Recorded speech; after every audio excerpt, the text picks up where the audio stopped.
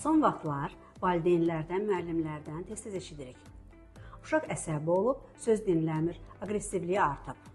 Bəs bu aqressivliyin səbəbi nədir? Telefon asılılığı, aqressiv kompüter oyunları, ailə daxili gərginlik. Uşaq hər gün ailədə valideynlərin stresini hiss edir, bunların şahidi olur. Yeniyetmələr dinlənilmədikdə bu özünü davranış pozğunluğu ilə göstərir. Onlar gərginliyi öz içində saxlayır, aqressivləşir, qapını çırpıb gedir, bu kimi davranışlarla özünü göstərir. Və bu zaman sinir sistemi yüklənir, uşaqlarda özünə inam azalır, səbirsizlik olurlar belə uşaqlar.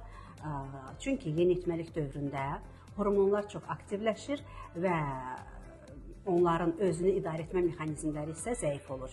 Biz sakit yox, özünü təhlükəsiz hiss edən uşaq böyütsək, o zaman aqressiya da azalacaq. Əgər övladınızda